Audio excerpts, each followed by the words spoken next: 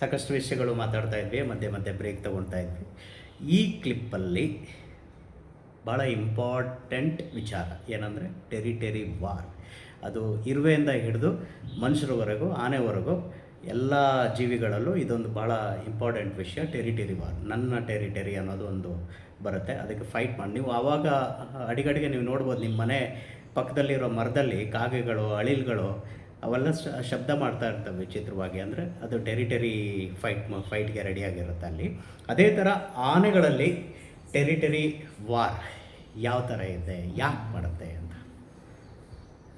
ಆನೆಗಳು ಅಂತ ಬಂದಾಗ ಟೆರಿಟರಿ ವಾರ್ ಅಂತ ತಗೊಂಡ್ರೆ ತುಂಬ ಕಡಿಮೆ, ತೀರಾ ಕಡಿಮೆ. ಯಾಕೆಂದ್ರೆ ನಾನು ಅಂದಂಗೆ ಆನೆಗಳು ಕಮ್ಯುನಿಕೇಶನ್ ಅಲ್ಲಿ ತುಂಬಾ ಸ್ಟ್ರಾಂಗ್, ಸಂಗಜಿ. ಸುಮ್ಮನೆ ಏಕಾಏಕಿ ಮೈ ಮೇಲೆ ಬಿದ್ದು ಗಾಯಗಳಾದ್ರೆ, ಯಾಕೆಂದ್ರೆ ನೋಡ್ಕೊಳಕ್ಕೆ ಯಾರು, ಆಮೇಲೆ ಊಟ ತಿಂಡಿ ತಂದು ಕೊಡಕ್ಕೆ ಅವರೆಲ್ಲ ಯಾರಿಲ್ಲ, ಅವೇ ನೋಡ್ಕೋಬೇಕು. ಆದಷ್ಟು ಅವಾಯ್ಡ್ ಮಾಡುತ್ತೆ. ಇವಾಗ ಸಲಗಗಳು, ಇವಾಗ ಮೇನ್ ಕಾರಣ ಕಿತ್ತಾಡೋದು ಏನಕ್ಕೆ, ಒಂದು ಟೆರಿಟರಿ ಜಾಗ, ತಾನಿರುವಂತಹ ಜಾಗ, ಚೆನ್ನಾಗಿ ತಿನ್ನಕ್ಕೆ ಆಹಾರ, ಕುಡಿಯೋದಕ್ಕೆ ನೀರು, ಸುತ್ತಮುತ್ತ ಆನೆ ಹಿಂಡು, ಹೆಣ್ಣು ಆನೆಗಳು ಇರುವಂತಹ ಹಿಂಡುಗಳು ಎಲ್ಲ ಇದನ್ನ ನೋಡ್ಕೊಂಡು ಮಾಡಬೇಕು. ಬಟ್ ಆನೆಗಳು ಒಂದೇ ಟೆರಿಟರಿ, ಒಂದೇ ಜಾಗದಲ್ಲಿ ಇರುವಂಥದ್ದಲ್ಲ, ಅವು ಬೇರೆ ಬೇರೆ ಬೇರೆ ಕಡೆ ಓಡಾಡ್ತಾ ಇರತ್ತೆ, ಬರ್ತಾ ಇರತ್ತೆ. ಬಟ್ ಸಮಬಲ, ಸೇಮ್ ಆಲ್ಮೋಸ್ಟ್ ಒಂದೇ ತೂಕ ಇರುತ್ತೆ, ದೇಹದ ಗಾತ್ರ ಆಲ್ಮೋಸ್ಟ್ ಸೇಮ್ ಇರುತ್ತೆ, ದಂತಗಳು ಜೋರಾಗಿರುತ್ತೆ. ಗಂಡಾನೆಗಳಲ್ಲಿ ದಂತ ಇಲ್ಲದೆ ಇರೋದು ಇದೆ, ಒಂದೊಂದ್ಸತಿ ದಂತಾನೆ ಬೆಳೆಯಲ್ಲ, ಬೆಳೆಸ್ಕೊಳಲ್ಲ, ಮಕನ ಅಂತಾರೆ. ಗಂಡಾನೆ ಬಟ್ ದಂತಾನೆ ಇರಲ್ಲ. ರೀಸೆಂಟ್ ಆಗಿ ತೀರ್ಕೊಂತಲ್ಲ ಇದ್ರಲ್ಲಿ ಕಂಚನ್ನು. ಸೊ ಮಕನ ಅಂತಂದ್ರೆ ಏನಿಲ್ಲ, ದಂತ ಇರಲ್ಲ, ಬಟ್ ಗಂಡಾನೆ. ದಂತ ಇಲ್ಲದೆ ಇರೋದ್ರಿಂದ ಸ್ವಲ್ಪ ಗಾತ್ರ ದೊಡ್ಡದಾಗಿರುತ್ತೆ, ಕೋಪ ಜಾಸ್ತಿ ಇರುತ್ತೆ, ಮದ ಬೇಗ ಬರುತ್ತೆ. ಸೊ ಮಕನಗಳೂನೇ ಗಂಡಾನೇನೆ, ಬಟ್ ಜೋರಾಗಿ ಯುದ್ಧ ಮಾಡುತ್ತೆ, ಸಕ್ಕ ಶಕ್ತಿ ಇರುತ್ತೆ. ಸೊ ಸಮಬಲ, ಆಲ್ಮೋಸ್ಟ್ ಒಂದು ಗಂಡಾನೆ ಆವರೇಜ್ ಆಗಿ ಅಡಲ್ಟ್ ಆನೆ ಇಲ್ಲಿ ನಮ್ಮ ಏಷ್ಯನ್ ಎಲಿಫೆಂಟ್ ಅಂತ ನಮ್ಮ ದೇಶದಲ್ಲಿ ಒಂದು 6,000-6,500 kg ವರೆಗೂ ಹೋಗುತ್ತೆ. ಅದೇ ನೀವು ಆಫ್ರಿಕಾಕ್ಕೆ ಹೋದ್ರೆ, ಸೊ ಒಳ್ಳೆ ಪ್ರೈಮ್ ಬಿಲ್ಟ್ ಅಂತ ಏನಂತೀವಿ, ಸೊ ಒಂದು 7,500-8,000ವರೆಗೂ ಹೋಗಿರುವಂಥದ್ದು ಇದೆ. ಯಾಕೆಂದ್ರೆ ಅದು ದೊಡ್ಡದಿದೆ. ಸೊ ಸಮಬಲಕ್ಕೆ ಅಂತ ಬಂದಾಗ ಕಿತ್ತಾಟ ಒಂದೊಂದ್ಸತಿ ಆಗತ್ತೆ, ನಾನಾ ನೀನಾ ಅಂತ ಜಿದ್ದಿ ಬಿದ್ದುಬಿಡುತ್ತೆ. ಸೊ ಅದೇ ಒಂದೊಂದ್ಸತಿ ಆಲ್ರೆಡಿ ವಯಸ್ಸಾಗಿರೋ ದೊಡ್ಡ ಗಂಡಾನೆ ಇರುತ್ತೆ, ಜೊತೆಗೆ ಸಣ್ಣ ಪುಟ್ಟ ಆನೆಗಳಿರುತ್ತೆ. ಆಲ್ರೆಡಿ ಅದು ಗೊತ್ತಾಗ್ಬಿಟ್ಟಿರುತ್ತೆ, ಇವನ್ ಮೈ ಮೇಲೆ ಯಾಕೆ ಬಿದ್ದು ನಾವು ಗಾಯ ಮಾಡ್ಕೋಬೇಕು, ಹೆಂಗೂ ಗೊತ್ತು ನಾವು ಸೋಲ್ತೀನಿ ಅನ್ನೋದು. ಆ ತರ ಇದ್ರೆ ಯೂಶಲಿ ಕಿತ್ತಾಡೋದೇ ಇಲ್ಲ. ಸರಿ, ಅವನೇ ಫಸ್ಟ್, ನಾವೆಲ್ಲ ಆಮೇಲೆ, ನಮಗಿನ್ನ ಟೈಮ್ ಇದೆ, ಈ ತರ ಯೋಚನೆ ಮಾಡುತ್ತೆ. ಸಮಬಲ ಬಂದಾಗ ನಂಗೆ ನಾನಾ ನೀನಾ ಅಂತ ಜಿದ್ದಿ ಬಿದ್ದು ಕಿತ್ತಾಟಗಳಾಗೋದು, ಒಂದೊಂದ್ಸತಿ ಸಿಟ್ಟು ಜಾಸ್ತಿ ಆಗಿ, ಮದ ಜಾಸ್ತಿ ಆಗಿ, ಇದನ್ನ ಇನ್ನೊಂದು ಸೋಲೋ ಅಂತ ಆನೆಗೆ ದಂತದಲ್ಲಿ ಕೋರೆನಲ್ಲಿ ತಿವಿದು ಚುಚ್ಚಿ ಸಾಯಿಸಿ ಆಗಿರೋದು ಇದೆ. ಒಂದೊಂದ್ಸತಿ ಕೋಪ ಜಾಸ್ತಿ ಆಗ್ಬಿಟ್ಟಿರುತ್ತೆ, ಅನ್ಕಂಟ್ರೋಲ್. ಯಾವ ಒಂದು ಆನೆಗಳು ಆ ಮದದಲ್ಲೂ ಕಂಟ್ರೋಲ್ ಮಾಡಿಕೊಂಡು ಆದಷ್ಟು ಸೌಮ್ಯವಾಗಿರುತ್ತೋ ಅದು ಮೋಸ್ಟ್ ಮೆಚೂರ್ಡ್, ಮೋಸ್ಟ್ ಎಕ್ಸ್ಪೀರಿಯನ್ಸ್, ಮದಾನ ಕಂಟ್ರೋಲ್ ಮಾಡುವಂಥದ್ದು. ಈಗ ಆಲ್ರೆಡಿ ನಮ್ಮ ಮೈಸೂರು ಅರಮನೆಗೆ ಬರುವಂತ ಅಂಬಾರಿ ಆನೆಗಳು ಇವೆಲ್ಲ ನೋಡಿದ್ರೆ, ಸೊ ದ್ರೋಣ, ಬಲರಾಮ, ಅರ್ಜುನ, ಅಭಿಮನ್ಯು, ಈ ಎಲ್ಲ ಆನೆಗಳು ಹೈಲಿ ಎಕ್ಸ್ಪೀರಿಯನ್ಸ್ಡ್. ಸೊ ಮದಾನು ಬರುತ್ತೆ, ಬಟ್ ಅದನ್ನ ಕಂಟ್ರೋಲ್ ಮಾಡುತ್ತೆ. ಸೊ ಆ ಥರ ಮೋಸ್ಟ್ ಸೌಮ್ಯ ಸ್ವಭಾವದ್ದು. ಸೊ ಎಲ್ಲಿ ಹೇಗಿರಬೇಕು, ಎಲ್ಲಿ ಹೇಗೆ ಕಂಟ್ರೋಲ್ ಮಾಡಬೇಕು, ಯಾವಾಗ ಎಲ್ಲಿ ಅಟ್ಯಾಕ್ ಮಾಡಬೇಕು ಎಲ್ಲ ಗೊತ್ತಿರುತ್ತೆ ಆನೆಗಳು. ಸೊ ಅದು ವಯಸ್ಸಾಗ್ತಾ ಎಲ್ಲ ಕಾನ್ಸಿಕ್ವೆನ್ಸಸ್ ನೋಡ್ಕೊಂಡು ಅದು ತಾನಾಗಿ ಅದಕ್ಕೆ ಬಂದುಬಿಟ್ಟಿರುತ್ತೆ. ಸೊ ಇವಾಗ ನೀವು ಮೈಸೂರು ಅಂಬಾರಿ ನೋಡ್ಬೋದು. ಸೊ ಯಾಕೆಂದ್ರೆ ಆವತ್ತಿನ ದಿನ ಒಂದು ಆನೆ ಮೇಲೆ ಹೆಚ್ಚು ಕಡಿಮೆ 900 kg ಚಿನ್ನದ ಅಂಬಾರಿ ಪ್ಲಸ್ ತೂಗು ಮೂಟೆಗಳು. ಸೊ ಅದೇ ಒಂದು 300-400 ಹೋಗುತ್ತೆ. ಸೊ ಓವರ್ ಆಲ್ ಹತ್ತತ್ರ ಒಂದು 1,300-1,500 kg ವರೆಗೂ ಬೆನ್ನ ಮೇಲೆ ಇರುತ್ತೆ. ಸೊ ಇಷ್ಟು ಜನ ಸೌಂಡು ಎಲ್ಲ ಇದು ಒಂದೊಂದ್ಸತಿ ಮದ ಬಂದಿರ್ಬೋದು, ಆನೆಗೆ ಹೇಳಕ್ಕಾಗಲ್ಲ. ಅದನ್ನ ಕಂಟ್ರೋಲ್ ಮಾಡಿಕೊಂಡು, ಇದು ಜಾಸ್ತಿ ಆ ಕಡೆ ಈ ಕಡೆ ತೂಗಾಡದೆ ಇರೋಂಗೆ ಸೊ ಕಂಟ್ರೋಲ್ ಮಾಡಿಕೊಂಡು ಅಕ್ಕಪಕ್ಕ ನೋಡಿದ್ರೆ, ಯೂಶಲಿ ನಾಡಲ್ಲಾಗ್ಲಿ ಕಾಡಲ್ಲಾಗ್ಲಿ ಮದ ಬಂದಿದೆ ಅಂತಂದ್ರೆ ಯೂಶಲಿ ಏನ್ ಮಾಡ್ತಾರೆ, ಒಳ್ಳೆ ಎಕ್ಸ್ಪೀರಿಯನ್ಸ್ ವಯಸ್ಸಾಗಿರೋ ಅಜ್ಜಿಗಳನ್ನ ಪಕ್ಕದಲ್ಲಿ ಇಟ್ಟಿರ್ತಾರೆ. ಯಾಕೆಂದ್ರೆ ಆನೆ ಫೈನಲಿ ಗಂಡಾಗ್ಲಿ ಹೆಣ್ಣಾಗ್ಲಿ ಹೈಯೆಸ್ಟ್ ರೆಸ್ಪೆಕ್ಟ್ ಅಜ್ಜಿಗೆ. ಅಜ್ಜಿ ಕೊಡುತ್ತೆ. ಹೌದು. ಯಾಕೆಂದ್ರೆ ಅವಳೇನೇನು ಮುಗಿದೋಯ್ತು, ಅವಳ ಗೆರೆ ಹೇಳಿದ್ರೆ Captain. ಎಂತ ದೊಡ್ಡ ಗಂಡನೇನು ಯಾರು ಏನು ಮಾತಾಡಂಗಿಲ್ಲ. ಹೌದು. ಸೊ ಏನಕ್ಕೆ ಅಂಬಾರಿ ಆನೆ ಪಕ್ಕದಲ್ಲಿ 2 ವಯಸ್ಸಾಗಿರೋ ಹೆಣ್ಣಾನೆಯನ್ನು ಇಟ್ಟಿರ್ತಾರೆ ಅಂದ್ರೆ ಕುಮ್ಕಿ ಅಂತ. ಕುಮ್ಕಿ. ಸೊ ಆಲ್ಮೋಸ್ಟ್ ಕಂಟ್ರೋಲ್ ಇಲ್ಲಿರುತ್ತೆ ಈ 2 ಆನೆ ಪಕ್ಕದಲ್ಲಿ. ಈ ಆನೆ ಪಕ್ಕ. ಸೊ ಇವನ್ ಅಷ್ಟು ಬಿಹೇವಿಯರ್ ಇವೆರಡು ಇವರು ಕಂಟ್ರೋಲ್ ಮಾಡ್ತಾ ಇರ್ತಾರೆ. ಕಾಡಿನಲ್ಲೂ ಕೂಡ ಸೊ ಬ್ರೀಡಿಂಗ್ ಟೈಮ್ ನಲ್ಲಿ ಸೊ ಆನೆ ಹಿಂಡಿನಲ್ಲಿ ಅಜ್ಜಿ ಏನಿರ್ತಾಳೆ ಅವಳು ಕಂಟ್ರೋಲ್ ಮಾಡ್ತಾಳೆ. ಓಕೆ. ಎಂತ ದೊಡ್ಡ ಮದ ಆನೆ ಬಂದ್ರು ಅಂತ ಸಲಗ ಬಂದ್ರು ಅವಳು ಹಿಡಿತದಲ್ಲಿ ಇಟ್ಟಿರ್ತಾಳೆ. ಸೊ ಯಾರನ್ನ ಒಳಗ್ ಬಿಟ್ಕೋಬೇಕು, ಯಾರನ್ನ ಒಳಗ್ ಬಿಡಬಾರ್ದು ಎಲ್ಲ ಅವಳ ಕೈಯಲ್ಲಿರುತ್ತೆ. ಸೊ ಏನಂತಂದ್ರೆ ಅದೇ ವಯಸ್ಸಾದಷ್ಟು ಜಾಸ್ತಿ ಎಕ್ಸ್ಪೀರಿಯನ್ಸ್ ಆದಷ್ಟು ಸೊ ಇನ್ನೊಂದು ಆನೆಗೆ ತೊಂದರೆ ಮಾಡಬೇಕು ಅಥವಾ ಅದನ್ನ ಹೊಡೆದಾಕ್ಬೇಕು ಅನ್ನೋ ಒಂದು ಅರುಚಿ ಜಾಸ್ತಿ ಬರಲ್ಲ. ಸೊ ತುಂಬಾ ಕೇರ್ಫುಲ್ ಆಗಿ ಕೇರ್ ಮಾಡುತ್ತೆ. ಈ ಹುಡುಗ ಬುದ್ಧಿ ಅಂತೀವಿ, ಪುಂಡಾನೆಗಳು ಅಂತ ನೋಡ್ತಾರೆ, ಇನ್ನ ಅಷ್ಟು ಎಕ್ಸ್ಪೀರಿಯನ್ಸ್ ಇರಲ್ಲ, ಅದು ಗೊತ್ತಾಗಲ್ಲ. ಸೊ ಒಂದೊಂದ್ಸತಿ ಈ ತರ ಹೊಡೆದಾಟಗಳು, ಕಿತ್ತಾಟಗಳು, ಬುದ್ಧಿ ಗಾಯವಾಗಿರೋದು ಇವೆಲ್ಲ ಆಗಿರುತ್ತೆ.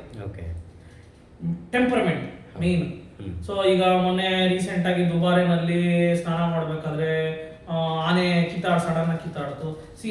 ಆನೆ ತಪ್ಪಲ್ಲ, ಆ ಜಾಗ, ಆ ವಾತಾವರಣ, ತುಂಬಾ ಜನ ಹೋಗಿರ್ತಾರೆ, ಡಿಸ್ಟರ್ಬ್ ಆಗಿರುತ್ತೆ, ಸೊ ಕೋಪ ಬಂದಿರುತ್ತೆ, ಅಥವಾ ಕಾಂಪಿಟೇಷನ್. ಸೊ ತಿನ್ನೋ ಆಹಾರ ಟೈಮ್ ನಲ್ಲಿ ನಾವ್ ಏನ್ ಮಾಡಿರ್ತೀವಿ, ಈ ಆನೆಗೂ 2 ಮುದ್ದೆ ಕೊಟ್ಟಿರ್ತೀವಿ, ಆ ಆನೆಗೂ 2 ಮುದ್ದೆ ಕೊಟ್ಟಿರ್ತೀವಿ. ಸೊ ನೋಡ್ಕೊಂಡಿರುತ್ತೆ, ನನಗಿನ್ನ ಸ್ವಲ್ಪ ಜಾಸ್ತಿ ಆ ಕಡೆಗೆ ಹೋಗಿದೆ, ಅದು ಬಂದಿರ್ಬೋದು. ನಾವ್ ಹೆಂಗೆ ಒಬ್ಬ ಮನುಷ್ಯ ಬೇರೆ ಬೇರೆ ಬೇರೆ ಬೇರೆ ತರ ಮೆಂಟಾಲಿಟಿ ಇದೆಯೋ ಸೇಮ್ ಆನೆನಲ್ಲಿ. ಸೊ ಒಂದ್ ಆನೆ ಇದ್ದಂಗೆ ಇನ್ನೊಂದು ಆನೆ ಇರಲ್ಲ. ಸೊ ಆ ಒಂದು ರೀಸನ್ಗೆ ಈ ಆನೆ ಮೇಲೆ ಅದು ಕೋಪ ಬಂದಿರ್ಬೋದು. ಅವ್ನಿಗೇನ್ ಜಾಸ್ತಿ ಪ್ರಿಫರೆನ್ಸ್ ಕೊಡ್ತಾ ಇದ್ದೀರಾ, ಅವ್ನಿಗೇನ್ ಅಷ್ಟು ಕೇರ್ ಮಾಡ್ತೀರಾ, ನನ್ಗೇನ್ ಕಡಿಮೆ, ಈ ಒಂದು ಕೋಪ ಬಂದ್ಬಿಟ್ಟಿರ್ಬೋದು. ಸೊ ಮದರ್ ಟೈಮ್ ಅಲ್ಲಿ ಒಂದೊಂದ್ಸತಿ ಅನ್ಕಂಟ್ರೋಲ್ಡ್, ಆನೆ ಕಂಟ್ರೋಲ್ ಮಾಡಕ್ಕಾಗಲ್ಲ, ಹೊಡೆದಾಕ್ಬಿಟ್ಟಿರುತ್ತೆ. ಬಟ್ ಹಂಗನ್ಬಿಟ್ಟು ಆನೆ ಕೆಟ್ಟದು ಅಂತ ನಾವ್ ಹೇಳ್ಬಾರ್ದು, ಆ ಟೈಮಲ್ಲಿ ಹಂಗ ಆಗೋಗಿದೆ. ಸೊ ಬಟ್ ಆಮೇಲೆ ಅಯ್ಯೋ ಹಿಂಗಾಗಿದೆಯಲ್ಲ ಅಂತ ಪಶ್ಚಾತ್ತಾಪನೂ ಆನೆ ಪಡುತ್ತೆ. ಅಥವಾ ಆನೆ ಸತ್ತೋದ್ಮೇಲೆ ಆ ಆನೆ ಸತ್ತೋಗಿರೋದಕ್ಕೆ ಮೌನಾಚರಣೆನೂ ಮಾಡುತ್ತದೆ. ಅಯ್ಯೋ ಸತ್ತೋಗ್ಬಿಟ್ಟಿದೆ, ಇವನು ನಮ್ ಜೊತೆಗಿದ್ದವನು, ನಮ್ ಜೊತೆ ಆಡಿ ಬೆಳೆದವನು. ಸೊ ದುಃಖಕ್ಕೆ ಹೋಗುತ್ತೆ, 3-4 ದಿನ ಆಹಾರ ತಿನ್ನಲ್ಲ. ಸೊ ಈಗ ಮನೆಯಲ್ಲಿ ನಾಯಿಗಳು ಎಷ್ಟು ಅಟ್ಯಾಚ್ಮೆಂಟ್ ಆಗಿ ಏನಾನ ಒಬ್ರು ಮನೆಯಲ್ಲಿ ದುಃಖ ಆಗಿದ್ದಾರೆ ಅಂದ್ರೆ ಅದಕ್ಕೆ ತಕ್ಷಣ ಇಮಿಡಿಯೇಟ್ ಸೇಮ್ ಟು ಸೇಮ್ ಆನೆಲಾಗುತ್ತೆ. ಸೊ ಒಂದು ಆನೆ ಸತ್ತೋಗಿದೆ, ಗುಂಪಿನಲ್ಲಿ ನಮ್ಮ ಜೊತೆ ಬೆಳೆದಂತ ಒಂದು ಆನೆ ಸತ್ತೋಗಿದೆ ತಕ್ಷಣ ಇವೆಲ್ಲ ಗುಂಪು ಡಿಪ್ರೆಷನ್ಗೆ ಹೋಗುತ್ತೆ. ಕರೆಕ್ಟ್ ಆಹಾರ ತಿನ್ನಲ್ಲ, ಒಂದ್ 3-4 ದಿನ ಬೇಕಾಗುತ್ತೆ ಆ ಡಿಪ್ರೆಷನ್ ರಿಕವರ್ ಆಗೋದಕ್ಕೆ. ಸೊ ಇದೆಲ್ಲಾನು ಯಾಕೆ ಅಂದ್ರೆ ನಾನು ಅಂದಂಗೆ ಇಂಟೆಲೆಕ್ಚುಯಲ್ ಪವರ್ ಅಷ್ಟು ಸೂಕ್ಷ್ಮವಾಗಿ ತನ್ನ ಬುದ್ಧಿ, ಯಾಕೆಂದ್ರೆ ಬುದ್ಧಿ ಗ್ರಹಣೆ ಮರೆಯಲ್ಲ. ಸೊ ಅದಕ್ಕೆ ಎಲಿಫೆಂಟ್ ನೆವರ್ ಫರ್ಗೆಟ್ಸ್. ಸೊ ನೀವು ಖುಷಿ ಆಗ್ಲಿ ದುಃಖ ಆಗ್ಲಿ, ಒಂದು ಹುಟ್ಟು ನಾನಂದ್ರೆ ಗಜಗರ್ಭ 22 ತಿಂಗಳಾದ್ಮೇಲೆ ಮರಿ ಹಾಕಿದ್ಮೇಲೆ ಆ ಮರಿ ಬಂದಾಗ ಖುಷಿನೂ ಇರುತ್ತೆ, ಅಷ್ಟೇ ಅಲರ್ಟ್ ಇರುತ್ತೆ, ಒಂಥರ ಭಯನೂ ಇರುತ್ತೆ. ಯಾಕೆಂದ್ರೆ ಕಾಡಿನಲ್ಲಿ ನಿಮಗೆ ಒಂದು ತಾಯಿ ಮರಿ ಹಾಕಿದ ಮೇಲೆ ಬರೀ ಮರಿನೇ ಒಂದು 100 kg ಇರುತ್ತೆ. ಅವಾಗ ತಾನೇ ಬಿದ್ದಿದೆ ಮರಿ 100 kg ಇರುತ್ತೆ. ಸೊ ಬಟ್ ಏನಪ್ಪಾ ಅಂದ್ರೆ ಆದಷ್ಟು ಬೇಗ ಅದು ಎದ್ದಿಲ್ಲತ್ತದ. ಮರಿ ಬಿದ್ದ 10 ನಿಮಿಷದಲ್ಲಿ ಅದು ಓಡುತ್ತೆ ಆನೆ ಮರಿ. ಏನಕ್ಕೆ? ಸೊ ಕಾಡಿನಲ್ಲಿ ಸುರಕ್ಷತೆ, ಇಲ್ಲಿ ಕ್ಯಾಂಪಿನಲ್ಲಿ ಅಥವಾ ಒಂದು ಇದರಲ್ಲಿ ಮನುಷ್ಯರು ನೋಡ್ಕೊಂತಾರೆ, ಅಲ್ಲೆಲ್ಲ ಕಾಡಲ್ಲಿ ಆಗಲ್ಲ. ಯಾಕೆಂದ್ರೆ ನೀವು ಒಂದು ಮರಿ ಹಾಕಿದ ಮೇಲೆ ಆ ಮರಿ ಜೊತೆ ಬಂದಿರುವಂತ ಒಂದು ರಕ್ತ ವಾಸನೆ ಹುಲಿನ ಕರಿಬಹುದು, ಅಥವಾ ಆ ಬೇಡದೇ ಇರುವಂತ ಒಂದು ತೊಂದರೆಗಳಾಗಬಹುದು. ಸೊ ಏನ್ ಮಾಡುತ್ತೆ, ಆನೆ ಹಿಂಡು ಕವರ್ ಮಾಡ್ಕೊಂಡು ಮಧ್ಯದಲ್ಲಿ ತಾಯಿ ಮರಿ ಹಾಕ್ತಿದ್ದಾಳೆ ಅಂದ್ರೆ ದೂರ ನಿಂತಿರುತ್ತೆ, ಕರೆದಿರ್ತಾಳವಳು ನನ್ನ ಸಹಾಯಕ್ಕೆ ಬನ್ನಿ ಅಂತ. ಈ ಅಜ್ಜಿ ಕಂಟ್ರೋಲ್ ಮಾಡ್ತಾಳೆ. ಈ ಹೇಗೆ ಒಂದು ಲೇಬರ್ ರೂಮ್ ಅಲ್ಲ, ಸೀನಿಯರ್ ಒಂದು ಡಾಕ್ಟರ್ ಗೈನಕಾಲಜಿಸ್ಟ್ ಹೇಗೆ ಕಂಟ್ರೋಲ್ ಮಾಡ್ಕೊಂತಾರೆ ಅಟ್ಮಾಸ್ಫಿಯರ್, ಅದೇ ತರ ಇದು ಕಂಟ್ರೋಲ್ ಮಾಡ್ಕೊಂಡು ಗಂಡಾನೆಗಳು ಯಾರು ಬರಬಾರ್ದು ಆ ಟೈಮಲ್ಲಿ ಹತ್ರ. ಸೊ ಬಹಳ ಸೂಕ್ಷ್ಮವಾಗಿ ಹ್ಯಾಂಡಲ್ ಮಾಡ್ಬೇಕು ಆ ಒಂದು ಇದನ್ನ. ಆ ತರ ಅಲ್ಲಿ ಒಂದು ಅಟ್ಮಾಸ್ಫಿಯರ್ ಕ್ರಿಯೇಟ್ ಆಗಿರುತ್ತೆ. ಏನಕ್ಕೆ? ಮರಿ ಬಿದ್ದ ತಕ್ಷಣ ಆದಷ್ಟು ಅದಕ್ಕೆ ಶಕ್ತಿ ಬಂದ್ಬಿಡ್ಬೇಕು, ಆನೆ ಎದ್ದು ನಿಂತ್ಬಿಡ್ಬೇಕು ಮರಿ. ಸೊ ಆದಷ್ಟು ಬೇಗ ಆ ಜಾಗ ಬಿಟ್ಟು ಹೊರಡಬೇಕು. ಸೊ ಈ ತರ ನೋಡುತ್ತೆ. ಹಂಗಂದ್ಬಿಟ್ಟು ಮರಿಗೂ ಸುಸ್ತಾಗಬಾರ್ದು, ಅಂತ ತೀರಾ ದೂರ ಏನು ಹೋಗ್ಬಿಡಲ್ಲ. ಬಟ್ ಆ ಸೇಫ್ಟಿನ ಮಾಡ್ಕೊಂಡೇ ಹುಷಾರು ಮಾಡ್ಕೊಂಡು ಹತ್ತಿರದಲ್ಲಿ ನೀರಿರ್ಬೇಕು, ಚೆನ್ನಾಗಿ ಮೇವಿರ್ಬೇಕು. ಸೊ ಆದಷ್ಟು ಬೇಗ ತಾಯಿಗೆ ಶಕ್ತಿ ಸಿಕ್ಬಿಡ್ಬೇಕು. ಸೊ ಆಮೇಲೆ ಒಂದು ಮರಿ ಹುಟ್ಟು ಬಿಟ್ರೆ 1-2 ವರ್ಷ ಆ ತಾಯಿ ಅವಳ ಫೋಕಸ್ ಎಲ್ಲ ಮರಿ ಮೇಲೆ. ಸೊ ಮರಿ ಪೌಷ್ಟಿಕಾಂಶಗಳು ಏನೇನು ಸಿಕ್ಬೇಕು ಅದನ್ನೆಲ್ಲ ಕೊಡಕ್ಕೆ ಪ್ರಯತ್ನ ಮಾಡ್ತಾರೆ. ಅದಕ್ಕೆ ಆನೆ ಹಿಂಡು ಆನೆ ಮರಿ ಇತ್ತು ಅಂದ್ರೆ ತುಂಬಾ ಕೇರ್ಫುಲ್ ಆಗಿರ್ಬೇಕು. ಯಾಕೆಂದ್ರೆ ಹೌದು ತಾಯಿ ಅವಳು ಹೈಯೆಸ್ಟ್ ಸೆಕ್ಯೂರಿಟಿ ಮರಿಗೋಸ್ಕರ. ಸೊ ಗಾಡಿ ನಾವು ಹತ್ರ ಹೋಗೋದು, ಗಾಡಿಗಳಲ್ಲಿ ಸೌಂಡ್ ಮಾಡೋದು, ಡಿಸ್ಟರ್ಬ್ ಮಾಡೋದು. ಸೊ ಅದಕ್ಕೆ ಫಸ್ಟ್ ಆಫ್ ಆಲ್ ನಮ್ಮ ದೇಶದಲ್ಲಿ ಅತಿ ಹೆಚ್ಚು ಬುದ್ಧಿ ಇರೋ ಪ್ರಾಣಿನೂ ಹೌದು, ಅತಿ ಹೆಚ್ಚು ತೊಂದರೆ ಮಾಡುವಂತ ಪ್ರಾಣಿನೂ ಹೌದು. ಆ ಸಮಯಕ್ಕೆ ತಕ್ಕಂಗೆ ಅದು ಹೇಗಾನ ನಾವೇನಂತೀವಿ ನಾವು ಅನ್ಪ್ರೆಡಿಕ್ಟಬಲ್. ಮುಂದೆ ಹೇಗಪ್ಪ ನೀವು ಯೋಚನೆ ಮಾಡಕ್ಕಾಗಲ್ಲ, ಅಷ್ಟ್ರಲ್ಲಿ ಅದು ಡಿಸೈಡ್ ಮಾಡಿರುತ್ತಾನೆ. ಸೊ ಅದಕ್ಕೆ ಅನ್ಪ್ರೆಡಿಕ್ಟಬಲ್. ಯಾವತ್ತಿದ್ರು ಆನೆನೆ ನಾನೇ ಗ್ರೇಟ್ ಅಂತ ಆನೆ ಹತ್ರ ಹೋಗ್ಲೂಬಾರ್ದು. ಹಂಗನ್ಬಿಟ್ಟು ಆನೆಗೇನು ಗೊತ್ತಿಲ್ಲ ನಾವು ಜೋರ್ ಮಾಡಕ್ ಹೋಗ್ಬಾರ್ದು. ಸೊ ನಮ್ಮ ಸಮಕ್ಕೆ ಇರುವಂತ ಒಂದು ಪ್ರಾಣಿ ಅದು. ನಾವು ಮಾತಾಡ್ತೀವಿ, ನಮ್ಮ ಹತ್ರ ಮಾತಾಡದೇ ಇರ್ಬೋದು, ಬಟ್ ಅವುಗಳೆಲ್ಲ ಮಾತಾಡ್ಕೊಳುತ್ತೆ. ನಾನು ಅಂದಂಗೆ ಬರೀ ಕಾಲ್ ವೈಬ್ರೇಷನ್ಸ್ ಇಂದಾನೇನೆ, ಅದೇನೋ ಸೊಂಡಿನಲ್ಲಿ ಕೂಗಬೇಕು, ಆನೆ ಗೀಳಿಡ್ಬೇಕು ಅನ್ನೋದೇನ್ ಬೇಡ. ಬರೀ ಕಾಲ್ನಲ್ಲಿ ಅದು 2-3 ಕಿಲೋಮೀಟರ್ 4 ಕಿಲೋಮೀಟರ್ ಮಾತಾಡ್ಕೊಂಡ್ಬಿಟ್ಟಿರುತ್ತೆ. ಆ ಆನೆಗೆ ಇನ್ನೊಂದು ಕಣೆ ಕಾಣ್ತಿರಲ್ಲ, ಬಟ್ ಆಲ್ರೆಡಿ ಅದು ಮಾತಾಡ್ಬಿಟ್ಟಿರುತ್ತೆ.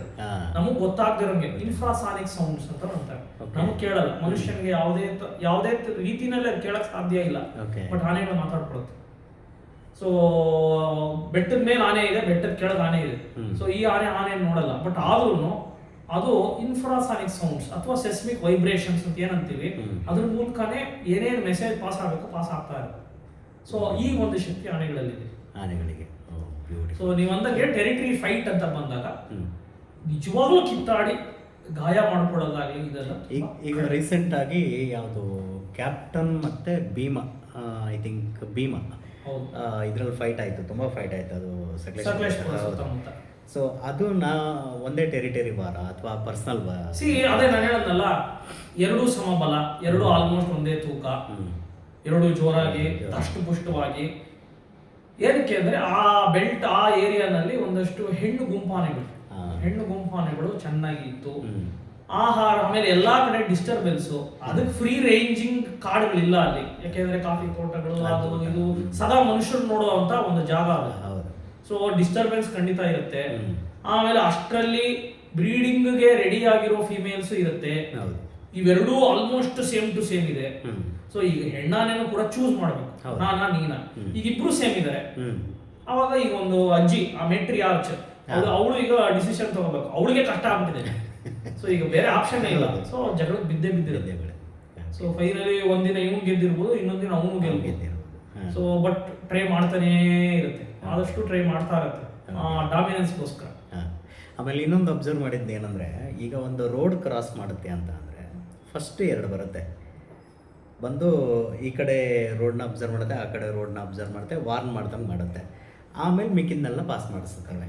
ಸೊ ಆ ಬರೋದು 2 ಯಾವುದು ಅಂತ, 1 ಅಥವಾ 2 ಬರುತ್ತೆ ಫಸ್ಟ್. ಈಗ ನಾನು ಅಂದಂಗೆ ಒಂದು ಗುಂಪಿನಲ್ಲಿ 5, 6, 7, 8 ವಯಸ್ಸಾಗಿರೋ ಸ್ವಲ್ಪ ಎಕ್ಸ್ಪೀರಿಯನ್ಸ್ ಇರೋ ಹೆಣ್ಣಾನೆಗಳು ಅಥವಾ ವಯಸ್ಸಿಗೆ ಬರ್ತಾ ಇರುವಂತ ಒಂದಷ್ಟು ಗಂಡಾನೆಗಳು ಇರುತ್ತೆ ಗುಂಪಿನಲ್ಲಿ. ಯೂಶಲಿ ಕೊನೆಗೆ ನಿಂತು ಎಲ್ಲಾರು ಬಂದ್ಬಿಟ್ಟಿದಾರ, ಎಲ್ಲಾರು ಸೇಫ್ ಆಗಿ ಮುಂದಕ್ಕೆ ಹೋಗ್ಬಿಟ್ಟಿದಾರ, ಇವನ್ನೆಲ್ಲ ನೋಡೋದು ಅಜ್ಜಿನೇ ಅವಳೆ. ಸೊ ಅವಳು ಯೂಶಲಿ ಒಂದು ಹಿಂಡಿನಲ್ಲಿ ಕೊನೆಯಲ್ಲಿ ಇದ್ದು ಎಲ್ಲ ಕರೆಕ್ಟ್ ಆಗಿದೆಯಾ ನೋಡ್ಕೊಂಡು ಮುಂದಕ್ಕೆ ಯೂಶಲಿ ಏನಾಗಿರುತ್ತೆ, ಈ ಮೆಟ್ರಿಯಾರ್ಚ್ ವಯಸ್ಸಾಗಿರೋ ಅಜ್ಜಿಗೆ ಒಂದು ಲೆಫ್ಟ್ ಹ್ಯಾಂಡ್ ರೈಟ್ ಹ್ಯಾಂಡ್ ತರ ಇನ್ನೊಂದಿಬ್ರು ಇರ್ತಾರೆ. ಈಗ ಚಿಕ್ಕಮ್ಮ, ಸೊ ಅಕ್ಕ ತಂಗಿ ಇರ್ತಾರೆ. ಸೊ ಇವ್ರು ಏನ್ ಮಾಡಿರ್ತಾರೆ, ಒಬ್ರು ಇಬ್ರು ಮುಂದೆ ಲೀಡ್ ತಗೊಂಡಿರ್ತಾರೆ. ಸೊ ಫೈನಲಿ ಇವಳು ಕಂಟ್ರೋಲ್, ಇವಳು ಹೇಳ್ದಂಗೆ ಅವ್ರು ಮಾಡ್ಬೇಕು. ಸೊ ಇವಳಿಗೆ ಸಪೋರ್ಟ್ ಸಿಸ್ಟಮ್ ಆಗಿ ಒಂದು ಹಿಂಡಿನಲ್ಲಿ ಇರುತ್ತೆ. ಸೊ ಮುಂದಕ್ಕೆ ಹೋಗಿ ರಸ್ತೆ ಆ ಕಡೆ ಈ ಕಡೆ ಏನು ತೊಂದರೆ ಆಗದಂಗೆ, ಗಾಡಿಗಳು ಬರಬಾರ್ದು ನೋಡ್ಕೊಂಡು ಮರಿಗಳನ್ನೆಲ್ಲ ಕಾಲುಗಳ ಮಧ್ಯೆ ಹಾಕೊಂಡ್ಬಿಟ್ಟಿರುತ್ತೆ. ಸೊ ಆದಷ್ಟು ಸೆಂಟರ್ ಪಾರ್ಟ್ ಆಫ್ ದಿ ಹಿಂಡೆ ಏನಿರುತ್ತೆ ಅಲ್ಲಿ ಯಂಗೆಸ್ಟ್ ಅತಿ ಚಿಕ್ಕ ವಯಸ್ಸಿನ ಮರಿಗಳಿರುತ್ತೆ. ಇವುಗಳನ್ನೆಲ್ಲ ಸಾಗಿಸ್ಕೊಂಡು ರಸ್ತೆ ದಾಟೋದಾಗ್ಲಿ, ನದಿ ಈಜೋದಾಗ್ಲಿ, ತುಂಬಾ ಚೆನ್ನಾಗಿ ಈಜುತ್ತೆ. ಆಲ್ರೆಡಿ ಇಷ್ಟುದ ಸೊಂಡ್ಲಿರೋದ್ರಿಂದ ಏನ್ ನೀರಲ್ಲಿ ಮುಳುಗಿ ನಾನು ಉಸಿರು ಕಟ್ಟಬೇಕು ಅಂತ ಏನಿಲ್ಲ, ಸೊಂಡ್ಲ ಮೇಲೆ ಇಟ್ಕೊಂಡು ಹೊಡಿತಾ ಇರುತ್ತೆ ಈಜು. ಎಂತ ಆಳ ಇದ್ರು, ಎಷ್ಟು ಅಗಲವಾದಂತ ನದಿ ಇದ್ರು ಮರಿಗಳನ್ನೆಲ್ಲ ಮಧ್ಯ ಹಾಕೊಂಡ್ಬಿಟ್ಟು ನೀರಿನ ಹೊಡೆತಕ್ಕೆ ಆ ಕಡೆ ಹೋಗ್ಬಾರ್ದು. ಸೊ ಆದಷ್ಟು ಸಣ್ಣ ಪುಟ್ಟ ಆನೆಗಳನ್ನೆಲ್ಲ 2 ಆನೆ ದೊಡ್ಡ ಆನೆಗಳ ಮಧ್ಯ ಹಾಕೊಂಡು ಈಜ್ ಬಿಡುತ್ತೆ. ಸೊ ಇದೆಲ್ಲ ಚಾಲೆಂಜಸ್. ಹೈವೇ ದಾಟೋದು, ಹಾ. ನದಿ ದಾಟೋದು, ಹಾ. ಈ ತರದ್ರಲ್ಲಿ ಆವಾಗ ನೀವು ಅಂದಂಗೆ ಹಿಂದೆ ಮುಂದೆ ಎಲ್ಲ ಸೇಫ್ಟಿ ಮಾಡ್ಕೊಂಡೇನೆ ಇಳಿಯೋದು. ಬರೀ ಒಂಟಿ ಆನೆ ತಕ್ಷಣ ಇಳಿದು ಬಿಡ್ಬೇಕು ಅಂದ್ರೆ ಯೋಚನೆ ಮಾಡುತ್ತೆ, ಹೌದು. ಏನೇನ್ ಚಾಲೆಂಜಸ್ ಇದೆಲ್ಲ ಯೋಚನೆ ಯೋಚ್ನೆ ಮಾಡಿ ಮಾಡಿ ಎಲ್ಲಾನು ಸೊಲ್ಯೂಷನ್ಸ್ ವರ್ಕೌಟ್ ಆಗಿರ್ಬೇಕು, ಅವಾಗ ಮಾತ್ರ ಒಂದ್ ಮುಂದೆ ಹೆಜ್ಜೆ ಇಡೋದು. ಇನ್ ಕೇಸ್ ಅಲ್ಲಿ ಏನಾರ ಡೌಟ್ ಬಂದು ಇದು ಯಾಕೆ ಆಗಲ್ಲ ಅಂದ್ರೆ ಮಾಡಲ್ಲ, ವಾಪಸ್ ಬಂದ್ಬಿಡುತ್ತೆ. ಕರೆಕ್ಟ್. ಸಖತ್ ನಂಗೆ ತುಂಬಾ ಸೂಕ್ಷ್ಮ. ಹೌದು. ನಮ್ಮ ಮುಂದೆ ಹಿಂದೆ ಏನಾರ ತಪ್ಪಾಗಿದ್ರೆ ಮುಂದಕ್ಕೆ ಹೇಗೆ ತಿದ್ಕೋಬೇಕು ಎಲ್ಲ ಯೋಚನೆ ಮಾಡುವಂತ ಪ್ರಾಣಿ ಅದು. ಎಸ್. ಈಗ ನಾವು ಕೂಡ ನಾವೇನ್ ಮುಂದೆ ಹಿಂದೆ ತಪ್ಪು ಮಾಡಿದ್ವಿ, ನಾವು ಅದನ್ನ ಅಯ್ಯೋ ನಾನು ತಪ್ಪು ಮಾಡ್ಬಿಟ್ಟೆ ಅಂತ ಪಶ್ಚಾತ್ತಾಪ ಪಡ್ತೀವಿ, ಮುಂದಕ್ಕೆ ಆ ತಪ್ಪು ಮಾಡಬಾರ್ದು ಅಂತ ತಿದ್ದುವಂತೀವಿ. ಸೊ ನಮಗೆ ಎಷ್ಟು ಎಲ್ಲ ಬುದ್ಧಿ ಇದೆಯೋ ಸೇಮ್ ಅಷ್ಟೇ ಬುದ್ಧಿ ಒಂದು ಆನೆಗೆ. ಓಕೆ. ಬೇರೆ ಪ್ರಾಣಿಗಳಲ್ಲಿ ಇರ್ಬೋದು, ಬಟ್ ಕಡಿಮೆ ಎಲ್ಲದಕ್ಕೂ ಅಷ್ಟು ಯೋಚನೆ ಮಾಡಲ್ಲ. ಆ ಟೈಮಿಗೆ ಏನು ತಿನ್ಬೇಕು ತಿನ್ಕೊಳತ್ತೆ, ಹೋಗ್ತಾ ಇರತ್ತೆ. ಬಟ್ ಇದು ಆ ಒಂದು ಜ್ಞಾಪಕ ಶಕ್ತಿ, ಆಮೇಲೆ ಗ್ರಹಣೆ. ನಾನು ಅಂದಂಗೆ ಸೊಂಡ್ಲೆತ್ತಿ ಮುಂದಕ್ಕೆ ವಾಸನೆಯಿಂದ ಏನೇನಿದೆ, ಮನುಷ್ಯ ಇದಾನ ಅಥವಾ ಬೆಂಕಿ ಇದೆಯಾ, ನೀರೆಲ್ಲಿದೆ, ಎಷ್ಟು ದೂರದಲ್ಲಿದೆ, ಇದನ್ನೆಲ್ಲ ಮುಂದಾಲೋಚನೆ. ಸೊ ಇದು ತುಂಬಾನೇ ಮಾಡುತ್ತಾನೆ. ಬ್ಯೂಟಿಫುಲ್. ಸೊ ಅದಕ್ಕೋಸ್ಕರನೇ ಇವಾಗಿಂದಲ್ಲ, ಎಷ್ಟೋ ನಾನು ಅಂದಂಗೆ 3000-4000 ವರ್ಷದಿಂದಾನು ಹಿಂದೆ ಕಥೆಗಳಲ್ಲಾಗ್ಲಿ ಹಾಡುಗಳಲ್ಲಾಗ್ಲಿ ಅಥವಾ ನೀವು ಒಂದು ರಾಜ್ಯದಲ್ಲಿ ಶಕ್ತಿ ಸ್ವರೂಪ ಶಕ್ತಿನ ತೋರಿಸೋದಕ್ಕಾಗಿ ಆನೆಗಳನ್ನ ಇಟ್ಕೊಳ್ಳೋರು. ಆನೆ ಯುದ್ಧಕ್ಕೆ ಹೋಗಿ ಯುದ್ಧ ಮಾಡ್ತಿತ್ತೋ ಬಿಡ್ತಿತ್ತೋ, ನನ್ನ ಹತ್ರ 200 ಆನೆ ಇದೆ, ಬರೀ ಆನೆ ತೋರಿಸ್ಬಿಟ್ರೆ ಎದುರು ಒಳಗೆ ಭಯ. ಆನೆ ನಿಜವಾಗ್ಲೂ ನಿಮ್ಗೆ ಹೊಡಿಯತ್ತೋ ಬಿಡಿಯತ್ತೋ, ನೀವು ಜಸ್ಟ್ ನೀವು ಯೋಚನೆ ಮಾಡಿ ಒಂದು ಯುದ್ಧಕ್ಕೆ 200 ಆನೆ ನಿಲ್ಸಿ ಸಾಲು. ಆನೆಗೆ ಏನು ಗೊತ್ತಿಲ್ಲ, ಸುಮ್ಮನೆ ನಿಂತಿದೆ ಅದು. ಆ 200 ಆನೆ ನಿಂತ್ರೇನೆ ಅದು ಶಕ್ತಿ, ನಿಮ್ಗೆ ಶಕ್ತಿ. ಸೊ ಆ ಶಕ್ತಿ ಪ್ರದರ್ಶನ. ಕರೆಕ್ಟ್. ಸೊ ನೀವು ಈಗ ಸಿಂಪಲ್ ಒಂದು ಎಕ್ಸಾಂಪಲ್, ವಿಜಯನಗರದ ಅರಸರು ತುಂಗಭದ್ರಾ ನದಿ ತಟಕ್ಕೆನೆ ಆನೆಗುಂದಿ ಅಂತ ಹೆಸರಿದೆ. ಆನೆಗುಂದಿ ಹಂಪಿ ಪಕ್ಕದಲ್ಲಿ. ಗುಂದಿ ಅಂದ್ರೆ ಪ್ಯಾಸೇಜ್, ನದಿ ಹರಿಯೋ ಹಳ್ಳ. ಸೊ ಏನಾಗ್ಬಿಟ್ಟಿತ್ತು, ಹಂಪಿ ಊರಿಗೆ ಒಂದು ಕಡೆ ತುಂಗಭದ್ರಾ ನದಿ ನಾರ್ತ್ ಬ್ಯಾಂಕ್, ನಾರ್ತ್ ನದಿ, ಅದಾದ ತಕ್ಷಣ ಬಂಡೆಗಾಡು, ಚೆನ್ನಾಗಿ ಬಂಡೆ ಗುಡ್ಡಗಳು. ಸೊ ನಿಮಗೆ ಕೋಟೆ ಕಟ್ಟ ಅವಶ್ಯಕತೆನೇ ಇರಲಿಲ್ಲ. ಸೊ ನೀವು ಒಂದು 100 ಕಿಲೋಮೀಟರ್ ಕೋಟೆ ಕಟ್ಟಿ ಸಾಮ್ರಾಜ್ಯನ ಉಳಿಸ್ಕೋಬೇಕು ಅಥವಾ ಹಂಪಿ ಊರನ್ನ ಪ್ರೊಟೆಕ್ಟ್ ಮಾಡಬೇಕು ಅನ್ನೋ ಅವಶ್ಯಕತೆ, ಯಾಕೆಂದ್ರೆ ಆಲ್ರೆಡಿ ನ್ಯಾಚುರಲಿ ಅಲ್ಲೊಂದು ಕೋಟೆ ಇತ್ತು, ನದಿ ಇತ್ತು. ಇವ್ರು ಏನ್ ಮಾಡ್ಬಿಟ್ಟಿದ್ರು, ಈ ನದಿ ಹರಿಯುವಂತ ಏನು ಹಳ್ಳ ಇದೆ ಅಲ್ಲಿ ಇವರ ಆನೆಗಳು ಸಾಲುಗಳು ಎಲ್ಲ ಹಾಕೊಂಡ್ಬಿಟ್ಟಿದ್ರು. ಆನೆ ಗುಂದಿ ಅನ್ನೋದಕ್ಕೆ ಅದೊಂದು ಅರ್ಥ. ಓಕೆ.